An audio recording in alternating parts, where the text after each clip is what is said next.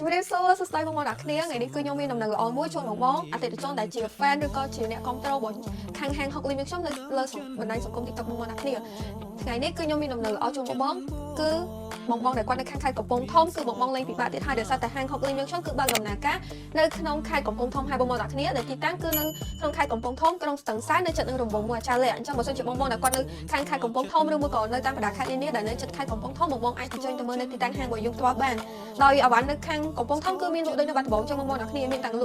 ប្រភេទអវ៉ាន់ថ្មីអវ៉ាន់មកទឹកបងចង់ដូរថែមក៏បានដែរបងអ្នកគ្នាជាពិសេសគឺបងចង់ដូរថែមបងចង់ដូរតែម៉ាស៊ីនក៏បានចង់ដូរជាឈុតក៏បានបងចង់ដូរយកថ្មីក៏បានចង់ដូរយកជាប្រភេទអវ៉ាន់មកទឹកក៏បានដែរបងអ្នកគ្នាអញ្ចឹងសារព័ត៌មានលម្អិតបងអាចធ្វើការទាក់ទងចូលទៅកាន់ Facebook Page Hockley រំសាយសក់ខេត្តបាត់ដំបងក៏បានឬមួយ Hockley រំសាយសក់ខេត្តបាត់ដំបង2ក៏បានឬមួយលេខទូរស័ព្ទដែលខ្ញុំបានដាក់នៅខាងលើវីដេអូនឹងបានហើយចំពោះបងអតិថិជនដែលគាត់អញ្ជើញទៅដល់ទីតាំងហាងរបស់យើងផ្ទាល់គឺយើងនឹងមាន promotion ជូនបងអ្នកគ្នាតែម្ដងគឺធានាតម្លៃពិសេសជូនបងអ្នកគ្នាអញ្ចឹងបើសិនជាបងអតិថិជនដែលគាត់មានតម្រូវការត្រូវការជាប្រភេទអវ៉ាន់ថ្មីអវ៉ាន់មកទឹកឬមួយក៏ចង់ដូរថែមបងមកធ្វើការតាក់ទងទៅកាន់ហាង Hockley ខ្ញុំបានដល់ទីតាំងទី3គឺយើងបើកដំណើរការបងអ្នកគ្នាគឺយើងបើកដំណើរការឲ្យបងអញ្ជើញទៅមើលដល់ទីតាំងហាងផ្ទាល់បានទៅ check មើលអវ៉ាន់បានអវ៉ាន់ថ្មីអវ៉ាន់មកទឹកគឺមាន stock ច្រើនមែនតើអញ្ចឹងបើសិនជាបងត្រូវការអាចធ្វើការតាក់ទងទៅកាន់ហាង Hockley ខ្ញុំផ្ទាល់បានបងអ្នកគ្នាហើយចំពោះទីតាំងគឺនៅក្នុងខេត្តកំពង់ធំក្រុងស្ទឹងសែននៅជិតនឹងរង្វង់មួយអាចារ្យលៈបងអញ្ចឹងបើសិនជាបងមានចម្ងល់ឬក៏ចង់សាកសួរព័ត៌មានអីបងបានតាក់ទងតាមរយៈលេខទូរស័ព្ទឬមួយក៏ Facebook Page ដែលខ្ញុំបានដាក់នៅខាងក្រៅវីដេអូនេះបានអរគុណបងជម្រាបលា